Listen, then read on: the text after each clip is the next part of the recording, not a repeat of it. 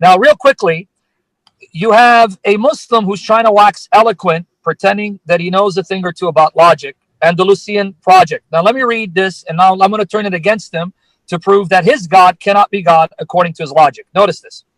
An immutable God can't make a sacrifice because a sacrifice implies a loss and thus a change. That's logic. Well, folks, let's apply Andalusian logic to Allah and see how far this Muslim will get with this logic. Now, I want everyone to hear this. According to Ahl Sunnah wal Jama'ah, meaning the Sunni sect, which is the majority sect, the Quran is Kalam Allah, the speech of Allah, and is one of his attributes. Because it's one of its attributes, the Quran is uncreated by nature. And because it's one of its attributes, it's inseparable from Allah. So in Islamic theology, they would say that the Quran is not Allah, but it's not other than Allah. Meaning, the attributes of Allah, they're not identical to Allah, but at the same time, you can't separate them from Allah. Now, I want to make sure people get this. The Quran, being the Kalam, the speech of Allah, is one of his attributes.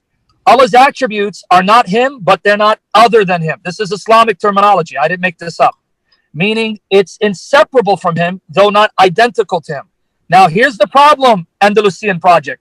Since the Quran is inseparable from Allah, that means whatever takes place with the Quran affects Allah. So the speech of Allah became a tangible physical book. That means some aspect, some part of Allah became physical and tangible. But it gets worse for you, my friend. Sam, your voice cut out.